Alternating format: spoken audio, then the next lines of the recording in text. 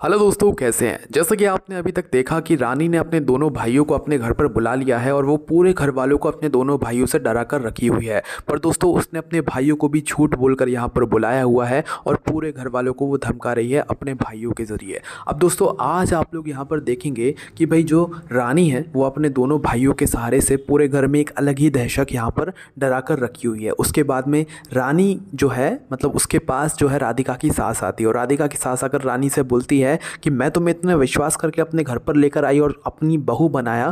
तो भाई उसके बाद जो रानी है भाई वो अपनी सास पर एकदम से चिल्ला पड़ी और चिल्लाने के बाद जो है उसने अपनी सास को जो है मतलब राधिका की सास को अच्छा जवाब दिया, जिसके बाद राधिका की जो सास है उसका एकदम से मुंह फूल गया और वो एकदम से चुप हो गई और वहाँ से चली गई। उसके जाने के बाद दोस्तों यहाँ पर सुबह हो जाती है। सुबह दिव्यम जो है अपने घर पर ही सो रहा था, अपने कमरे में सो रहा था। उसके बाद राधिका और जो गोलू है भाई वो एक खटिया लेकर और उसके दोनों भाई, रानी के दोनों भाई खटिया पर जो है रानी को बैठा कर आते हैं और कहते हैं कि भाई हम जो है इस दुल्हनिया को तुम्हारे कमरे में छोड़कर जा रहे हैं और अब से जो रानी है वो दिव्यम के कमरे में ही यहाँ पर रहेगी। उसके बाद दिव्यम जो है मतलब कमरे में ही होता है। उसके बाद उनके दोनों भाई दिव्यम से बोलते हैं कि ये मंगलसूत्र है और तुम हमारी बहन को पहनाओ, जिसके बाद दिव्यम उस मंगलसूत्र को फेंक देता है, वो उनको नहीं पहनाता और दिव्यम वहाँ से बाहर चला जाता है। बाहर जाने के बाद फिर पूरा जो परिवार है वो सुबह सुबह खाना खा रहा होता है, अपना जो ब्रेकफास्ट है वो कर रहा होता है। तो सभी लोग बोलते हैं जल्दी से ब्रेकफास्ट कर लो वरना दोनों भाई आ जाएंगे रानी के, है ना।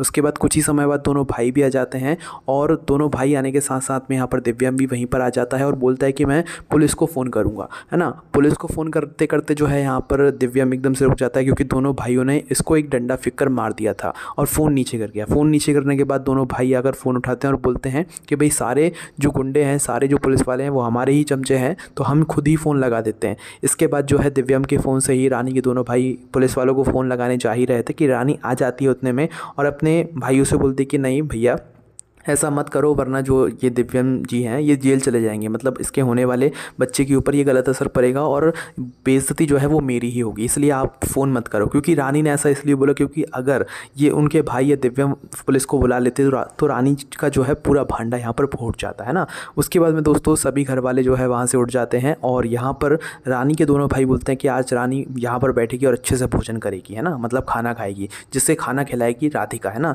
तो भाई पूरे स्वागत के साथ जो है राधिका जो है अपनी कुर्सी को पीछे करके, मुख्य कुर्सी को पीछे करके रानी को उधर बैठाती है डाइनिंग टेबल पर और उसके बाद उसके दोनों भाई ज़बरदस्ती बोलते हैं कि आज हमारी बहन को जो है तुम खाना खिलाओ। उसके बाद रानी जो है रानी के लिए राधिका खाना लाती है, जिसके बाद भी रानी के मन में एक सुझाव सूझता है कि भाई जो राधिका दाल लेकर आई हुई थी, दाल में जो है राधिका ने बहुत ज़्यादा मिर्ची अलग से वहीं पर डाइनिंग टेबल पर रखी हुई थी तो उसने डाल दी और डालने के बाद जो है ऐसा नाटक करती है कि भाई जैसे कि उस राधिका ने जो है उसकी मिर्ची में ऐसा खाना मतलब मिर्ची डाल दी है ना उसकी दाल में।